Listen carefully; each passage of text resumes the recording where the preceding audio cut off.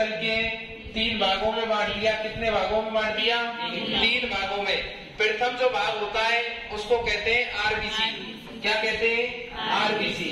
तो जो प्रथम रक्त कणिका है वो कौन सी होती है? आरबीसी। द्वितीय रक्त कणिका की बात करें तो उसको कहते हैं डब्ल्यूबीसी। क्या कहेंगे उसको? डब्ल्यूबीसी। और जो तीसरी होती है उनको कहते हैं प्लेटलेट। क्या कहते हैं भाई? प्लेटलेट। के रक्त को मुख्यतः 2 भागों में बांटा गया है। प्रथम भाग को तरल भाग कहते हैं, द्वितीय भाग को ठोस भाग कहते हैं। तरल भाग में प्लाज्मा आता है। कौन आता है भाई? प्लाज्मा। और ठोस भाग में रक्त कणिका है। अब पटवारी 2018 में पूछा गया क्वेश्चन, क्या नहीं रक्त के कितने प्रतिशत भाग में प्लाज्मा पाया जाता है, अर्थात प्लाज्मा उपस्थित होता है। क्या जो प्लाज्मा है ये रक्त के कितने प्रतिशत भाग में पाया जाता है? तो जवाब होना चाहिए सबका 55% भाग में। कितने प्रतिशत भाग में? 55% भाग में। ये क्वेश्चन पूछा था भाई पटवार के एग्जाम में 2018 में कि रक्त में प्लाज्मा का कितना प्रतिशत भाग पाया जाता है, अर्थात कितने प्रतिशत भाग में प्लाज्मा उपस्थित होता है। तो जवाब क्या होगा? 55%। और यदि रक्त कणिकाओं की बात करें कि रक्त कणिकाएं रक्त के कितने प्रतिशत भाग में पाई जाती है या उपस्थित होती है, तो जवाब होना चाहिए सबका 45% भाग में।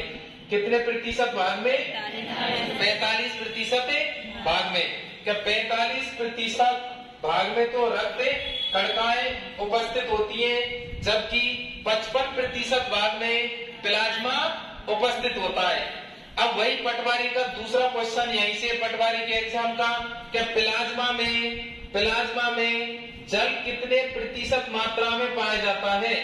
क्या जल की मात्रा कितनी होती है? संपूर्ण प्लाज्मा की बात करें कि प्लाज्मा के अंतर्गत तो जल कितने प्रतिशत भाग में होगा भाई? याद रखना है लगभग 90 से 92% भाग में। कितने प्रतिशत भाग में? 90 से 92% भाग में क्या पाया जाता है? जल पाया जाता है। क्या प्लाज्मा के अंतर्गत 90 से 92% जल उपस्थित होता है, जबकि 8 से 10%। कितने प्रतिशत? 8 से 10%।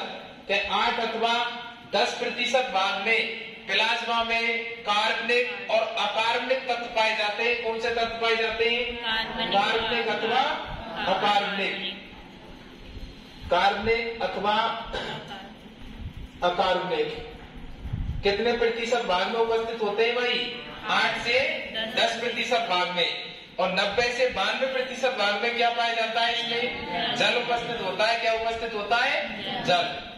अब देखो प्लाज्मा की आगे बात करें अपन, क्या कृत्रिम प्लाज्मा बनाया जा सकता है? तो सबका जवाब होना चाहिए कि कृत्रिम प्लाज्मा का निर्माण किया जा सकता है। क्या आर्मी के जो कैंप होते हैं उनमें यदि कभी प्लाज्मा की जरूरत पड़ती है सैनिकों के लिए और वहां पर प्लाज्मा उपलब्ध नहीं है, तो कृत्रिम प्लाज्मा का निर्माण भी किया जा सकता है। क्वेश्चन पूछेगा, एसएससी एक बार पूछ भी चुकी है इस क्वेश्चन को, राजस्थान में अभी तक नहीं आया किसी एग्जाम में। क्या कृत्रिम प्लाज्मा का निर्माण, कैसे प्लाज्मा का निर्माण भाई? कृत्रिम प्लाज्मा का निर्माण, कृत्रिम प्लाज्मा का निर्माण किस रासायनिक पदार्थ द्वारा किया जाता है? ये क्वेश्चन पूछा था 2015 में एसएससी ने कि कृत्रिम प्लाज्मा का निर्माण किस रासायनिक पदार्थ द्वारा किया जाता है या होता है? तो याद रखना है सबको, एक पदार्थ होता है जिसको बोलते हैं डेक्स्ट्रोन। क्या बोलते हैं? डेक्स्ट्रोन। तो उस रासायनिक पदार्थ द्वारा किसका निर्माण होता है? कृत्रिम प्लाज्मा का। किसका निर्माण किया जाता है भाई? कृत्रिम प्लाज्मा का निर्माण किया जाता है किस रासायनिक पदार्थ द्वारा? डेक्स्ट्रोन पदार्थ द्वारा। कौन सा पदार्थ होता है? डेक्स्ट्रोन। क्या डेक्स्ट्रोन नामक रासायनिक पदार्थ द्वारा कृत्रिम प्लाज्मा का क्या किया जा सकता है? निर्माण किया जा सकता है।